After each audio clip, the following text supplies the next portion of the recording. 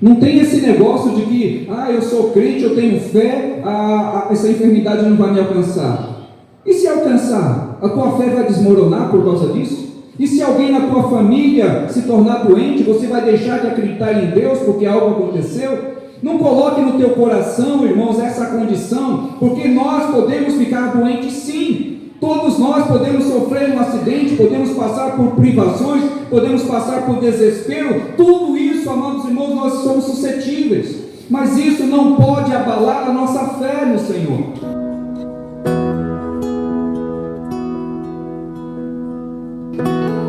A graça e a paz. Mas vamos agora para o momento da ministração da palavra.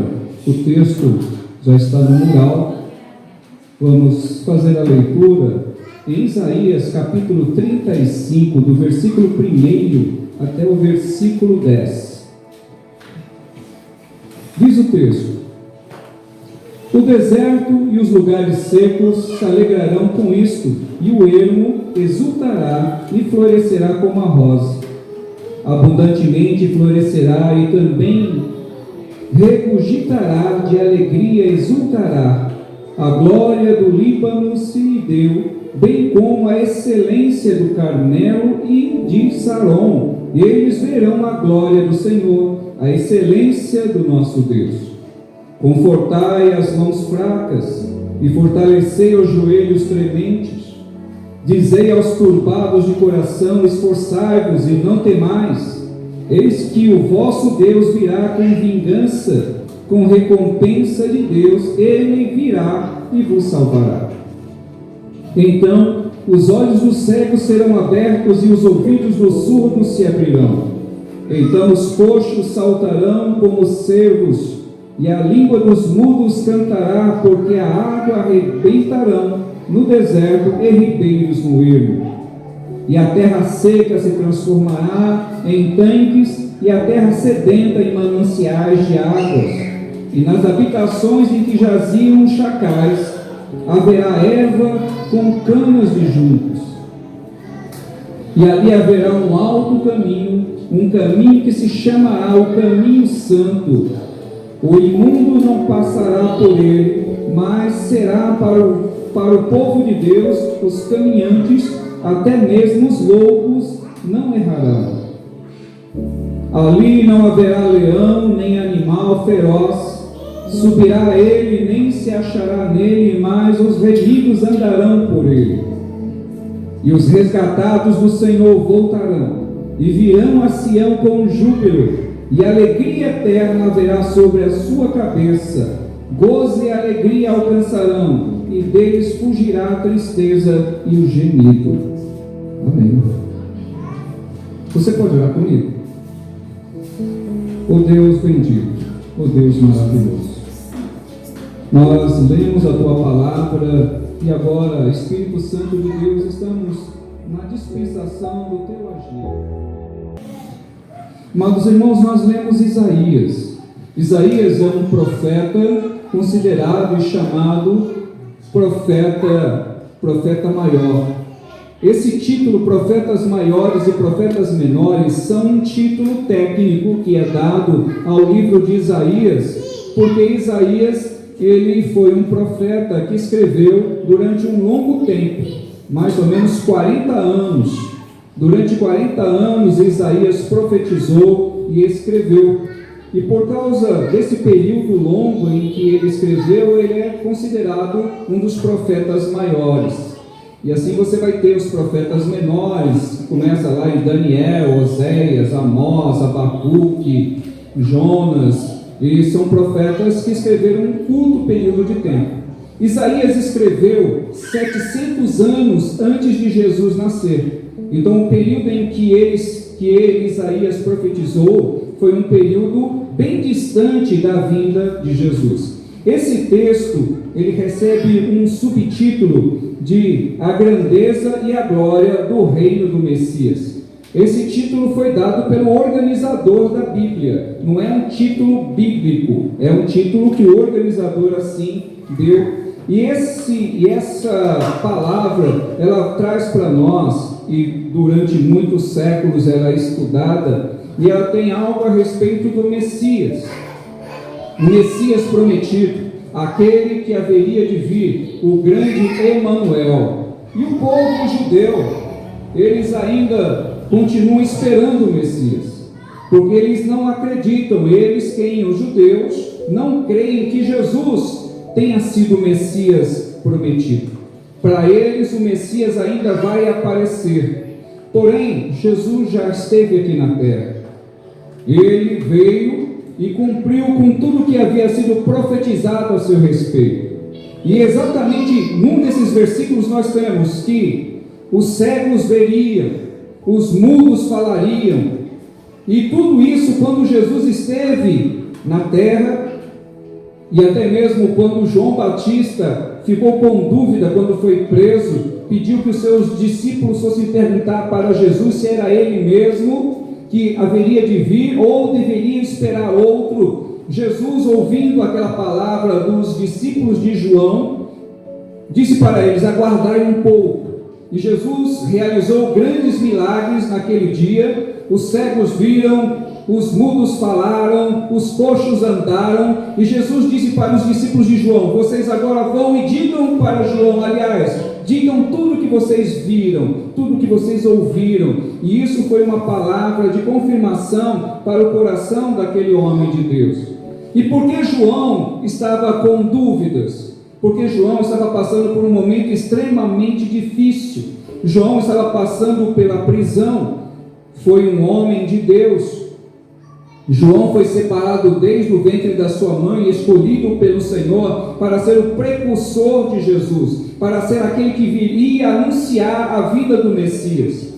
E João, mesmo tendo nascido com essa prerrogativa, tendo nascido e vivido sendo separado desde a sua infância, viveu separado das pessoas. A Bíblia nos diz que João era tão separado que as suas vestes eram diferentes.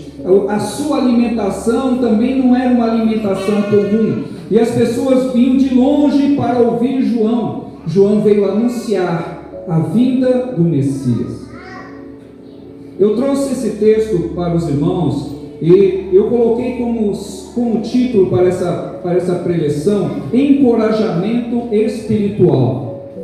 Encorajamento, porque esse texto ele fala de momentos felizes, ele fala de expectativa sendo cumprida. Esse texto fala de que na vinda do Senhor haveria mudanças nesse mundo tão conturbado, e a esperança que há 21 séculos depois da vinda de Cristo, ela se fortaleceu. É algo que tem sustentado a igreja, que tem sustentado o povo de Deus através dos séculos. É essa a expectativa, é essa a esperança nas promessas divinas do Senhor.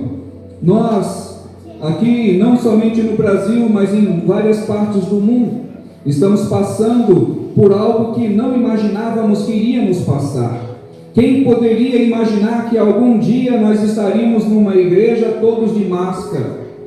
Quem poderia imaginar que o povo andaria na rua com máscaras, usando álcool em gel e com todo o rigor de asepsia, de cuidados, quarentena? Isso, amados irmãos, nunca passou, pelo menos pela minha cabeça. Eu digo para vocês que eu nunca imaginei algo desse gênero. A minha vida profissional foi toda ela trabalhando em hospitais. E máscara para quem trabalha em hospital é algo comum. Colocar luvas também para quem trabalha em hospital, principalmente na área da radiologia, que foi a minha área. Todas as vezes que nós tínhamos que ir para o centro cirúrgico ou para uma UTI, temos que nos paramentar. E hoje, assistindo televisão e vendo os noticiários, nós estamos vendo as pessoas se paramentando de uma forma como nunca poderíamos imaginar. Aqueles que trabalham hoje recolhendo as pessoas vítimas da Covid, quem trabalha nas funerárias, todo encapuzado, com roupas especiais. E quem poderia imaginar uma situação como essa? Exatamente por isso, amados irmãos, o homem pode até fazer projetos para as suas vidas.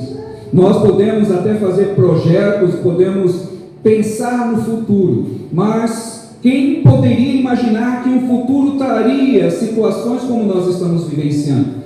Quem poderia imaginar que o mundo passaria por uma pandemia no século 21? Eu imagino que somente os grandes especialistas poderiam imaginar algo do gênero, mas a população, o povo comum, não imaginava algo dessa forma. Assim também como eles não imaginavam no período em que Jesus veio na terra. Jesus esteve na terra, Jesus realizou milagres, Jesus falou com propriedade, Jesus salvou muitas vidas, e depois da morte e ressurreição de Cristo, o reino foi declarado, o reino de Deus foi manifesto. Os homens e mulheres começaram agora, a partir do momento em que Jesus esteve na terra, a terem essa perspectiva de uma vida futura, a terem um projeto futuro, não apenas para essa vida momentânea, não pensando apenas nesse tempo que nós estamos aqui na terra, mas o projeto do Senhor é um projeto extraordinário, porque o projeto de Deus não é um projeto apenas para você e eu vivermos uma vida aqui, mas é para nós termos uma vida com Ele na eternidade, pelos séculos dos séculos dos séculos. Esse é um grande projeto, e é o projeto do nosso Deus. E nós vivenciamos isso, amados irmãos, e a grande parte das pessoas não acreditam que Jesus tenha sido o Filho de Deus, não acreditam que Jesus é o Filho de Deus. Algumas religiões, como o Islã, que já tomou conta de mais de 1 bilhão de pessoas no mundo, já se declararam islâmicos. O Islã não acredita que Jesus tenha sido o Filho de Deus. Até mesmo no Alcorão se encontra falando de Jesus, mas os islâmicos, eles têm Jesus como um profeta, e um profeta menor do que Maomé. Para eles, Jesus foi um grande homem, mas nunca eles imaginam e podem aceitar Jesus sendo Filho de Deus. Os judeus que viveram naquele período também não aceitam Jesus como Filho de Deus.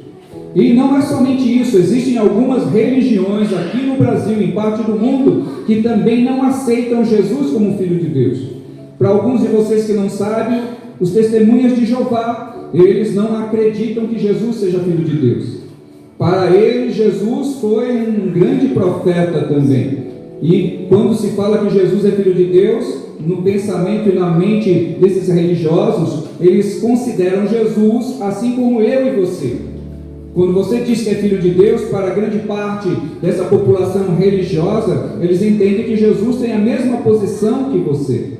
E isso é um leve engano, é um engano grosseiro, por não entender o que a Bíblia já havia dito. Eu e você, nós lemos agora uma profecia que ocorreu 700 anos antes de Jesus nascer. O Deus que eu sirvo, o Deus que você serve, é um Deus que o tempo para Ele é algo simplório. Deus, por ser Espírito, o tempo e espaço para Ele é algo muito simples. Nós, seres humanos, nós sofremos a ação do tempo, nós envelhecemos, nós morremos, mas Deus, Ele é eterno, Ele é Espírito. Então 700, 1000, 2000, 3000 anos para um ser que criou o universo. A ciência diz que o universo tem por volta de 13 bilhões de anos. 13 bilhões, isso é uma projeção na cabeça de alguns cientistas. Deduzem que a nossa Terra tenha 4 bilhões e 700 milhões de anos. Isso é também uma perspectiva da ciência. Você e eu servimos a um Deus que existe antes de existir o tempo. Deus sempre existiu.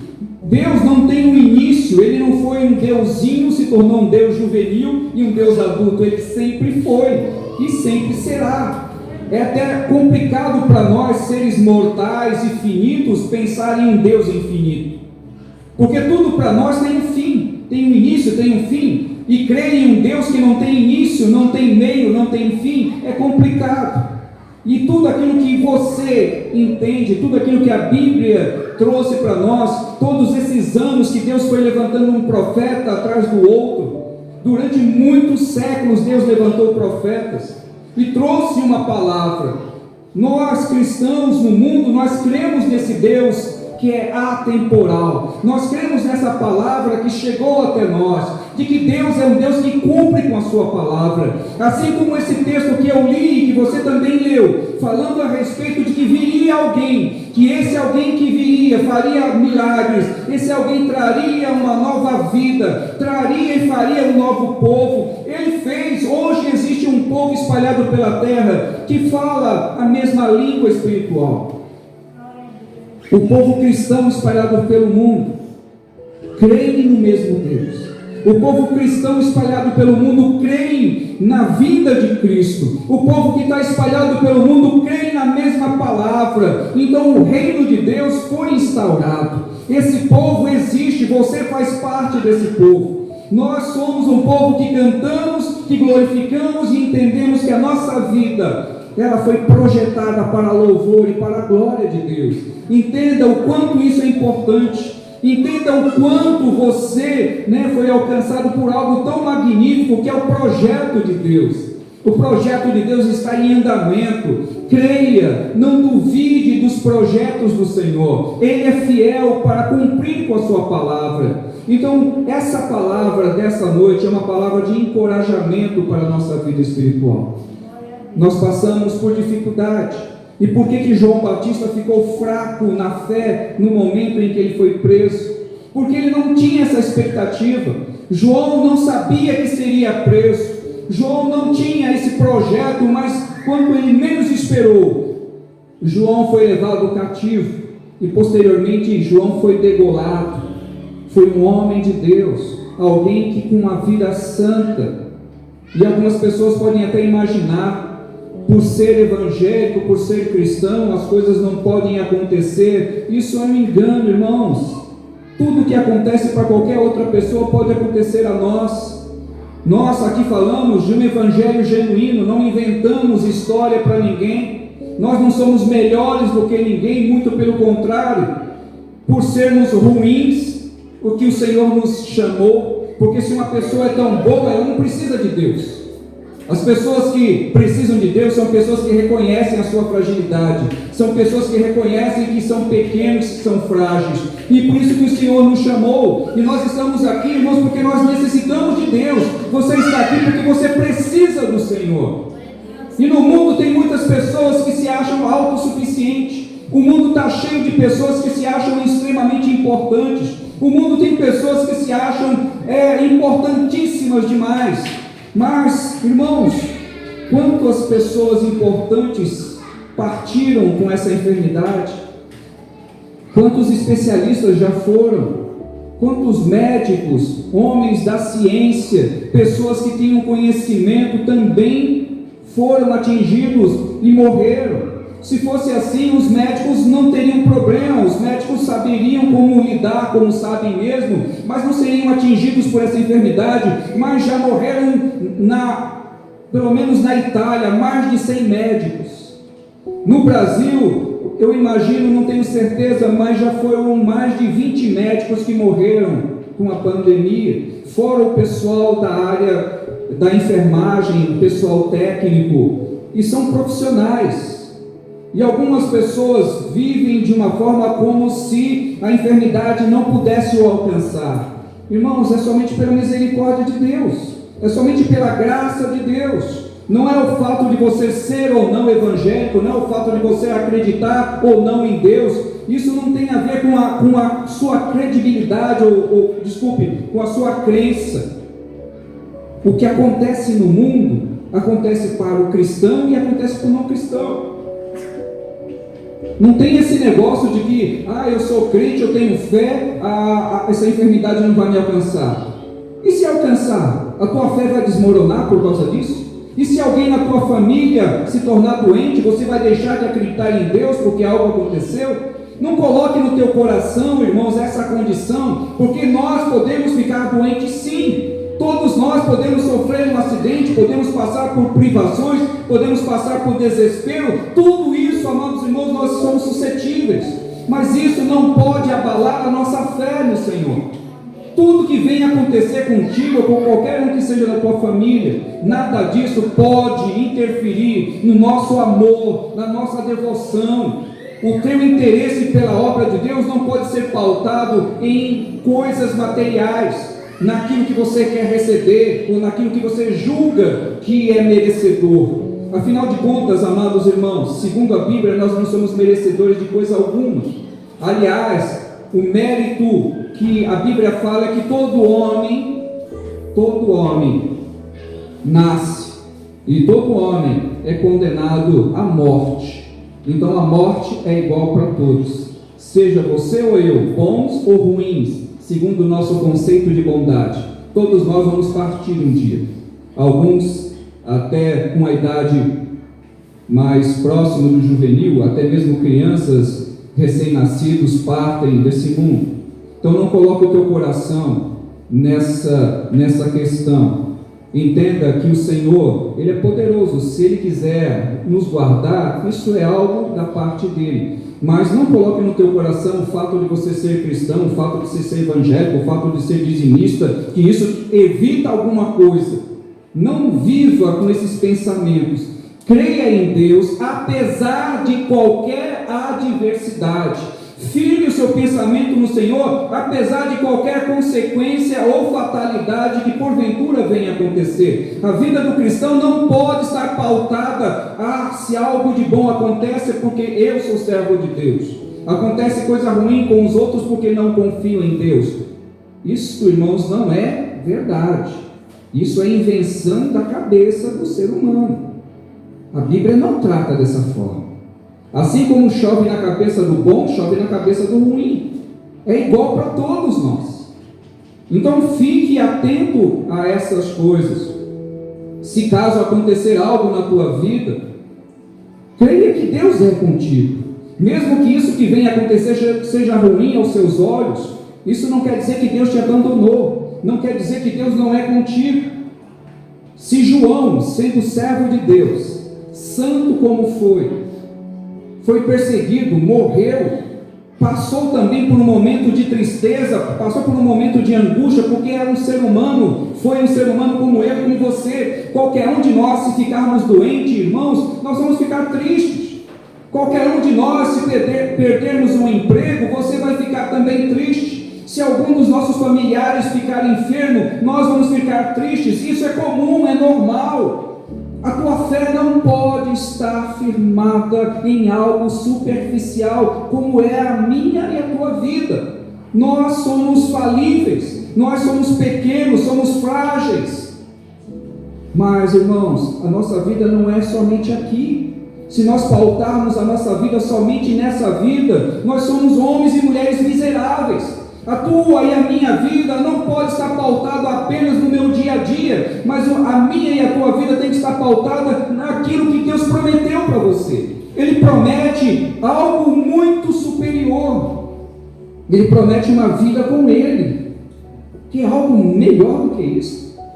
Você ter esse projeto de estar com o Senhor, de poder olhar e contemplar a glória de Deus, de poder ver ao Senhor como Ele é. Por isso Ele tem um corpo glorioso. Jesus tem um corpo glorioso para que você e eu possamos enxergá-lo quando chegar o grande dia. E a Bíblia nos promete que nós também teremos esse corpo glorioso. A Bíblia nos fala que vai haver uma ressurreição. A Bíblia nos fala que Jesus virá mais uma vez e vai buscar um povo lavado e remido no seu sangue. É um povo que crê na palavra de Deus. Por isso que nós somos chamados de crente. Por que crente? Porque crê. Crente é quem crê. João foi fortalecido na sua fé, porque Jesus entendia que João estava passando por um momento difícil. Jesus fez os milagres que fez e disse para os discípulos de João: vai lá e diga para João o que vocês viram. E João certamente, depois que ouviu aquilo, o seu coração se aquietou, e João dormiu no Senhor. Da mesma forma, você também está ouvindo essa palavra hoje. Firme o teu coração nas promessas do Senhor. As promessas do Senhor não são apenas para essa vida. As promessas do Senhor, as grandes promessas do Senhor, não são para esse tempo, mas é para o tempo futuro. Mas nesse tempo você pode viver e contemplar a glória de Deus. Nesse tempo você pode viver um especial, espetacular do Senhor. Se você crer nisso, irmãos, se você confiar nisso, você vai ter nessa vida uma vida plena. Vida plena não significa vida boa. Vida plena significa uma vida com alegria no seu íntimo. Alegria que o mundo não tem, alegria que o mundo não pode alcançar, alegria que o dinheiro não dá, alegria que nada pode suprir, somente a presença poderosa do Senhor, irmão. Isso é algo extraordinário, é algo que o cristão deve buscar. Não buscar bênçãos materiais, não tem nada de mal em buscar bênçãos materiais, mas a minha vida e a tua vida não pode estar pautada somente em bens materiais, porque os bens materiais, eles podem ser roubados, os bens materiais vão se degradar com o tempo, os bens materiais vão rasgar, essa roupa vai envelhecer, de tanto lavar vai chegar uma hora que não vai dar mais, vai rasgar, os nossos sapatos se gastam, nós nos gastamos a cada segundo e envelhecemos, tudo muda, mas as promessas do Senhor, elas permanecem. Um crente firmado nas promessas, ele não esmurece. Um crente firmado nas promessas, ele passa pelas adversidades, porque ele crê na palavra de Deus. Ele não pauta a sua fé em homem ou mulher, porque homens e mulheres, eles nos decepcionam, homens e mulheres falham, quem quer que seja o líder, vai falhar mais cedo ou mais tarde, mas se você e eu, nós estivermos firmados numa palavra, que é a palavra do Senhor, passarão os céus e a terra, mas as minhas palavras, elas não hão de passar.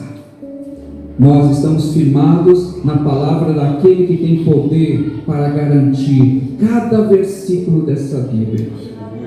Nós temos a confiança num ser sobrenatural, que não sofre com o tempo, que não tem problemas emocionais. Nós servimos a um Deus que não tem mudança de humor, que é um Deus que não sofre de mudança qualquer que seja. Mas eu e você, nós sofremos. Quando nós levantamos num dia nublado, nós ficamos um pouco deprimidos porque o dia está nublado.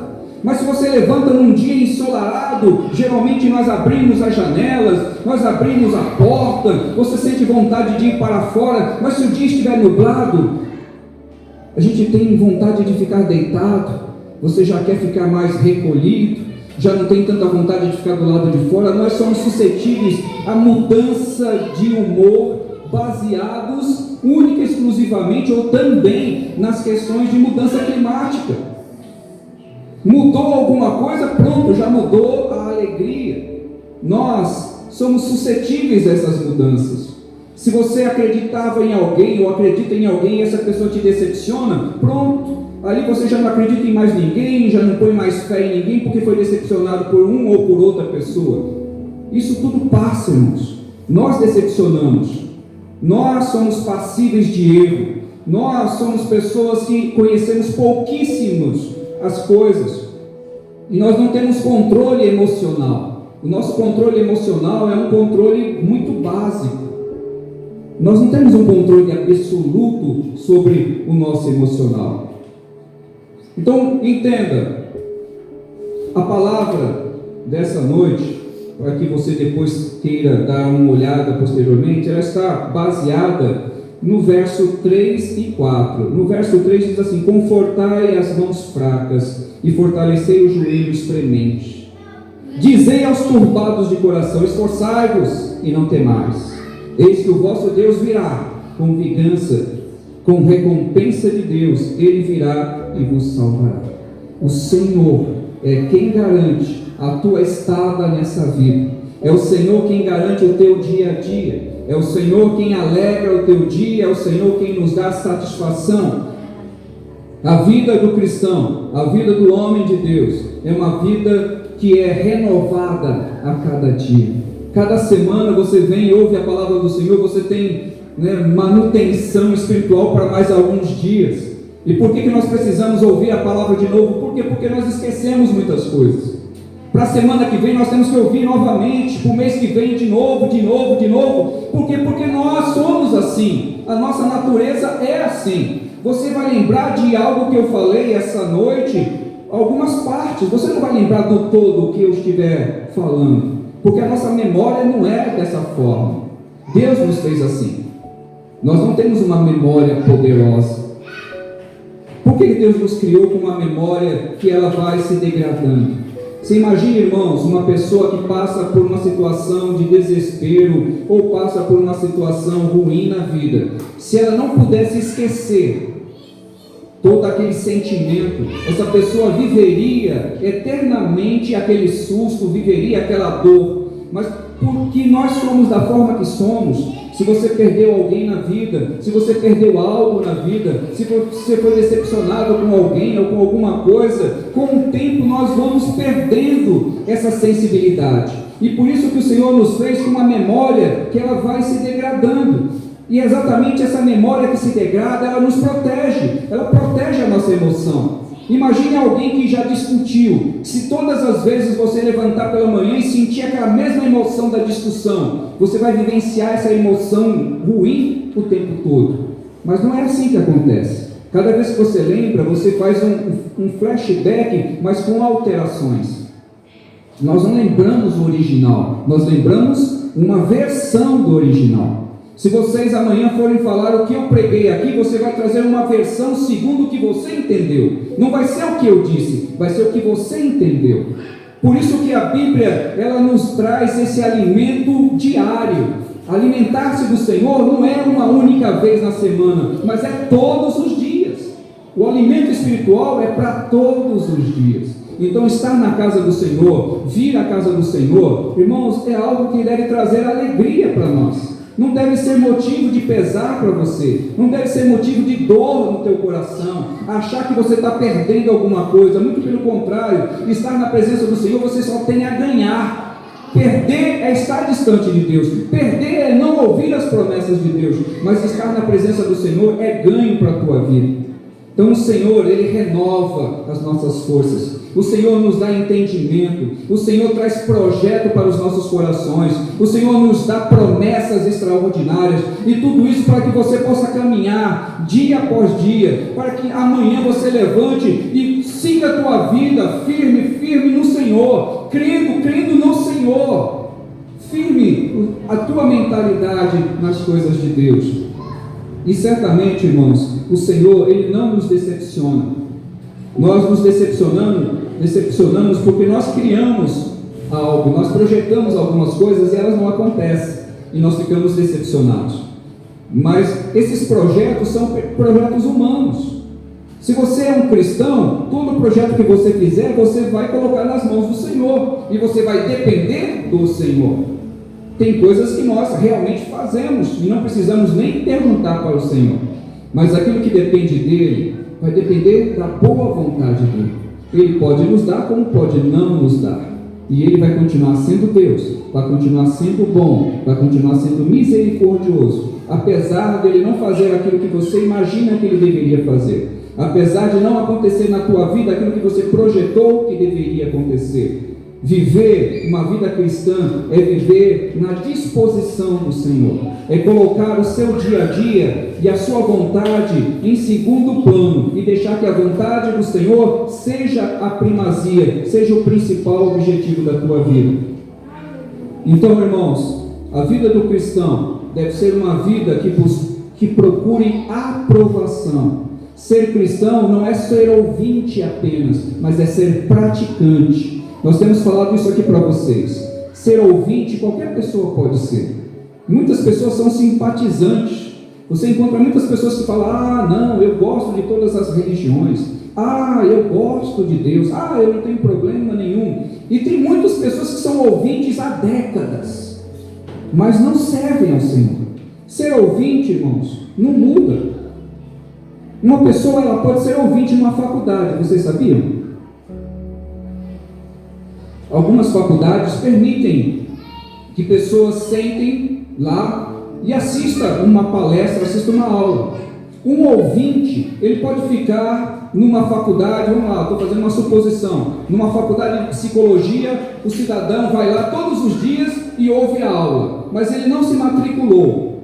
Quando terminar o 5º ano de psicologia, ele não vai pegar certificado, não vai pegar diploma. Mas ele ouviu 5 anos, esteve lá todos os dias como ouvinte. Para alguém ser considerado um psicólogo, um farmacêutico, ele tem que fazer uma matrícula.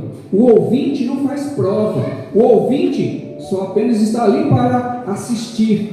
Agora o aluno tem que fazer prova, o aluno tem que entregar trabalho, e por causa do trabalho, por causa das provas, quando uma pessoa termina a sua faculdade, ele recebe um certificado que diz: fulano de tal é um profissional habilitado.